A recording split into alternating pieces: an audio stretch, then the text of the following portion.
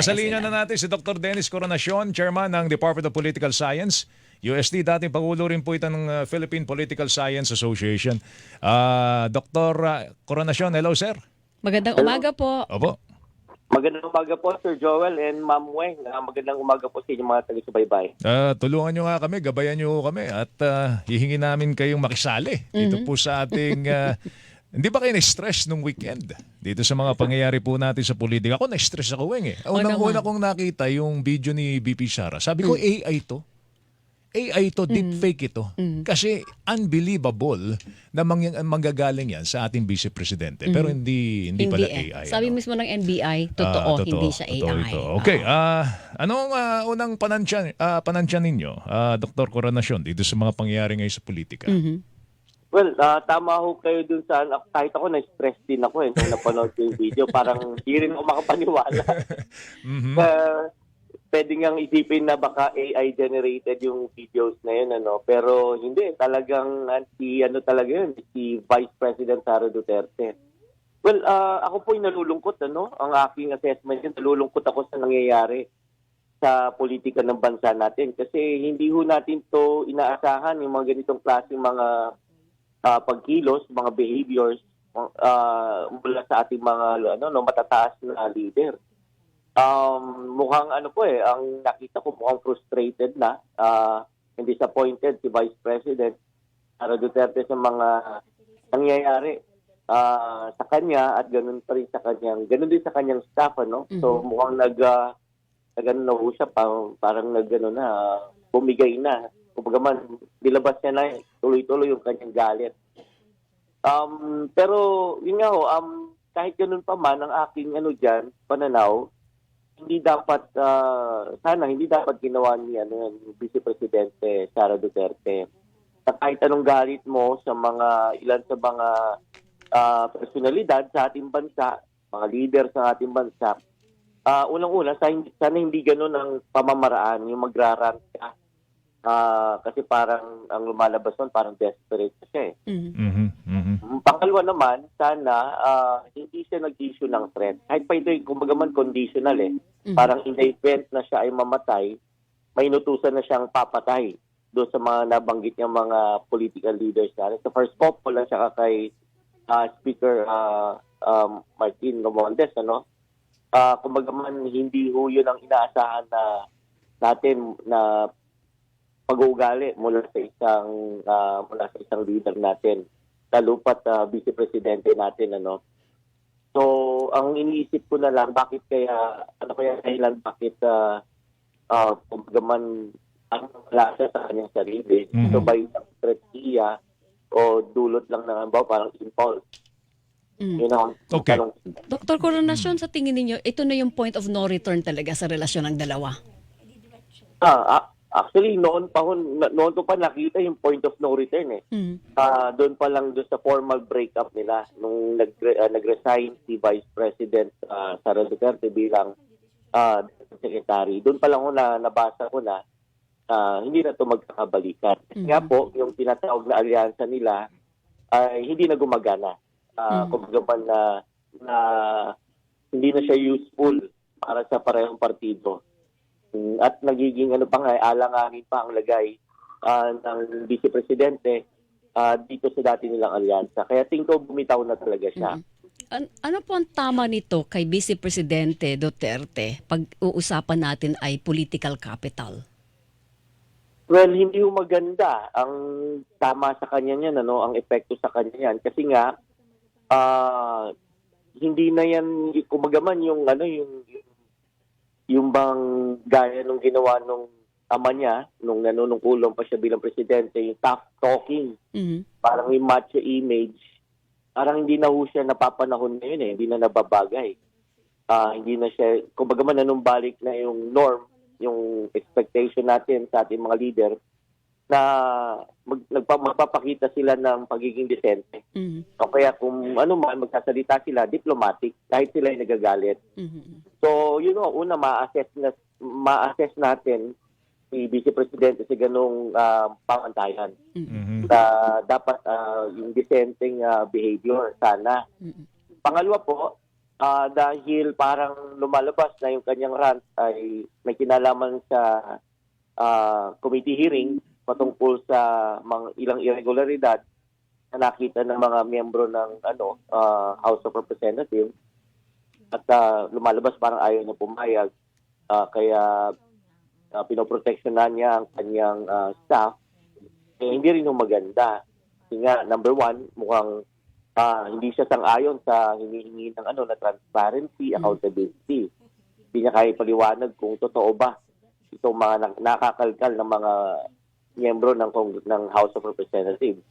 Pangalawa, mukhang nare-reinforce yung paratang ni yung tawag sa kanya noon ni Representative Franz Castro na isa siyang Bratinela. Parang to get her way, magwawala siya. So, all in all, hindi maganda sa imahe ni Vice President. Alright, ako nag-scan ako ng mga sa Twitter, sa X, no, sa Facebook, sa Instagram, SOCMED, Weng, ang dami. Talaga dong overwhelmingly may nagsasabi doon, marami nagsasabi doon, somebody should control the Vice President, no? Kaya nga kailangan there should be some sense of normalcy dito sa mga pangyayari ngayon dahil talagang lalayuan tayo ng puhunan. Medyo na magiging palang mundo, sa halip na pumunta sa atin, umaalis sa China, maghahanap na ibang lugar yan at hindi nila makikitang viable investment Hub ang Pilipinas. hub ang Pilipinas. Ewan ko, Professor, anong tingin nyo rito? How should we control this? Paano to magkakaroon ng normalcy o sense of normalcy itong mga pangyayaring ito? Anong dapat gawin? Well, ang nakikita ko dito, may mga nagbumungkahin na dapat sana magkaroon ng political ceasefire. Hindi ko alam kung anong extent ng political ceasefire na yun, no? Na kung halimbawa, hindi man sila, magkakasundo yung mga partido na involved dito na titigil sila, pero hindi ko alam kung itutuloy pa rin yung investigasyon sa Kongreso, no? Pero definitely, kung ano man ang forma niyan, dapat sana tumigil. Kasi tama kayo, doon sa point nyo, no? Ito ay yung mga mamumuhunan sana dito ng mga dayuhan sa ating bansa ay hindi to kaayo-ayo kapag kaya-ayong tingnan. Kapag nag-i-increase yung political risk sa ating bansa. Kasi minsan tinatanong kami ng mga nasa business sector, kumusta ang political risk sa ating bansa. So, papayuhan namin sila base sa mga datos, mga report. At hindi yung maganda, no? Bukod pa doon sa political risk na pwedeng ikalayo ng mga negosyante, isa pa yung ating global ranking sa pagdating sa political stability. Mukhang nasa mababang pwesto tayo eh. Tinignan ko rin yung internet, naghanap ako ng mga ranking by country pagdating sa political stability. Mukhang medyo nasa bottom end po tayo. At tinitingnan po yan ng mga mga nais mag-invest sa atin kung itinasama po sa kinoconsider nila kung dapat sila mag-invest sa bansa natin. Yun. Ito naman ang tanong, Joel and Dr. Coronacion, pwede bang isakripisyo natin yung investigasyon sa issue ng paggamit ng pondo? Para lang tumahimik tayo? Para lang tumaas ang ranking natin sa mga international metrics? Magandang tanong yan, Mama. No? Kasi mayroon akong kaumpiti na tanong dyan. Yung investigasyon na kinokonduct ng ating mga miyembro nating House, yung mga committee doon, at saka sa Senado, tingin ko po kasi parang hawak na nila yung solid na ebidensya laban sa Vice Presidente. Yun ang aking impression eh. At dahan-dahan lang nila inilalabas, pinapavalidate sa mga hearings na halos araw-araw ginagawa. Ang tanong ko po dito, since nag-umpisa itong kalkalin yung mga irregularidad sa confidential fund at intelligence fund, nag-umpisa ho ito last year, around September 2023. Tapos tuloy-tuloy hanggang ngayon. So ang tanong ko po, hanggang kailan ba ito matatapos?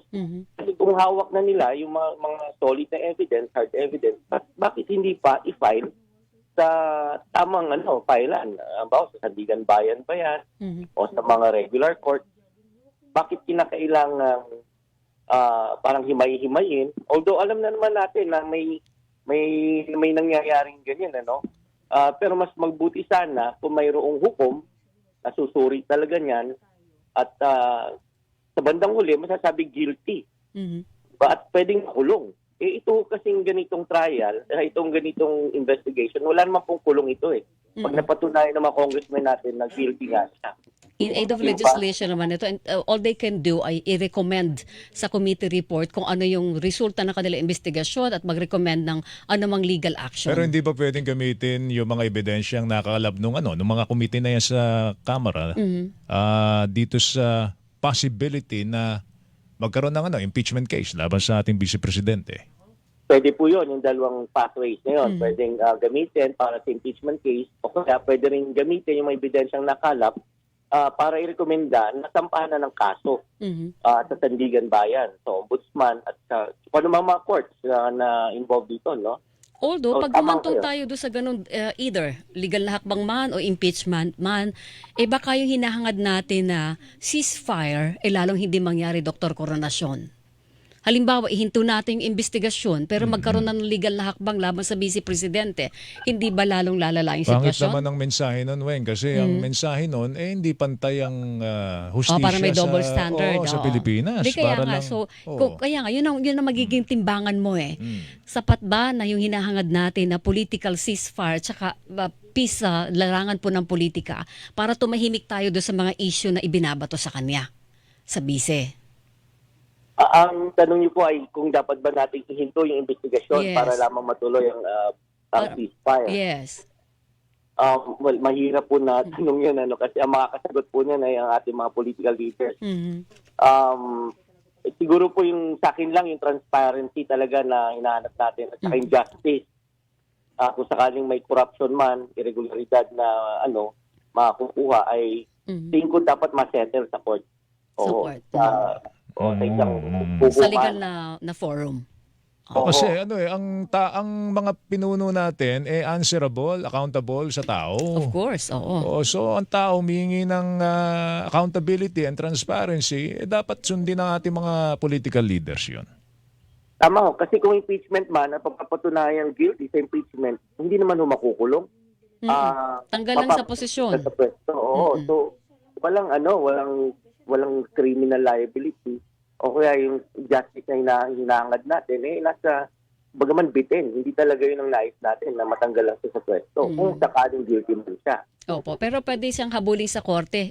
Tama po, Dr. Coronasyon, no? Tama ho, tama naman ho yan. Dahil wala siyang immunity from suit, kagaya ng presidente, tama po ba?